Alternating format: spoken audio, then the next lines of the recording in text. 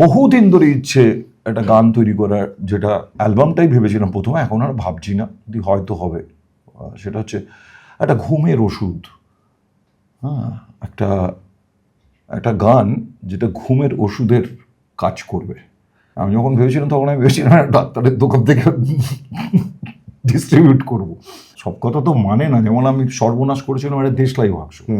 দেশলাই বাক্স আমি চেয়েছিলাম কোনো মিউজিকের দোকানে যেন না যায়। তাহলে কোথায় বিক্রি হবে? মানে পেট্রোল পাম্পে সব। যে কি বলছো? হ্যাঁ, পেট্রোল পাম্পে বিজ্ঞাপন হবে, পেট্রোল পাম্পে দেশলাই পাওয়া যাচ্ছে, তুমি করে দেখো। আমার গান যেরকম, আমি যেরকম বুঝতে পারছি, আমি ওই লোকগুলোই তুললে আমার ডান।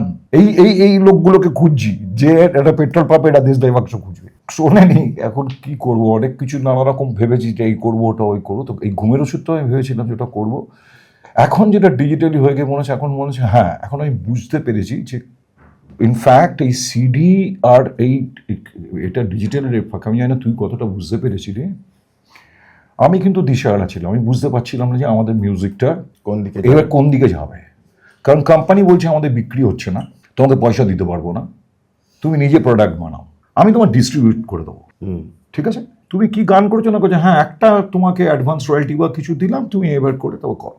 তাহলে আমরা মিউজিকটা ছাড়াবো কোথায়? আমাকে যদি নিজেই টাকা খরচা করতে হয়, তাহলে তো আমার নিজস্ব, উইচ ইজ কুল, কোনো অসুবিধা নেই। প্রথমে ভাবতাম এটা একটা করতেই পারি।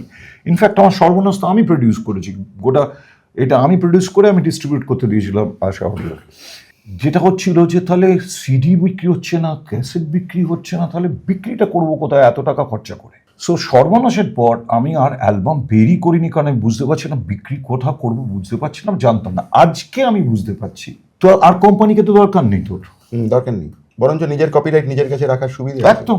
আমার এর থেকে আমাকে ডিস্ট্রিবিউট করার জন্য একটা লেভেল আছে, কয়েকটা ডিস্ট্রিবিউটর আছে, তাদের কাছে যাবো, তারাও যে কোম্পানিগুলো আছে তারা তো ওদের কাছে দিচ্ছে। সো ইটস বেটার আমার নিজস্ব কাজ আমি দেবো। আমার যে সাগরিকার সঙ্গে কাজ, আমার কন্ট্রাক্ট ছিল, সাগরিকা আমার কন্ট্রাক্ট থাকা সত্ত্বেও আমাকে না জানিয়ে গোটা রেপার্টারটা সেমারোকে বেছে দিয়েছে। আমি যখন সেমারোকে বলছি, আমি যখন জানতে পেরেছি, আমি যখন জানতে চাইছি ওদের কাছ থেকে, তখন বলছে না আমার কোনো দায় নেই, ওরা আমাকে বেছে দিয়েছে। সাগরিকা বলছে আমিও তো বেছে দিয়েছি, আমার কোনো দায় নেই। তুই ভাবতে পারছিস যে তোর সাথে আমার একটা কন্ট্রাক্ট আছে, কন্ট্রাক্ট সবেও তুই আমার ওপর দুর্মুষ মেরে বলছিস আমি এটা বিক্রি করে দিয়েছি, বেশ করেছি, তোমাকে জানানোর দরকার নেই। এই যে টেলিভিশনগুলো যখন শো করতে হয়, সেই শোগুলো যদি ওদের সাথে টাই আপ না থাকে, আমি ওই গানটা গাইতে পারবো না।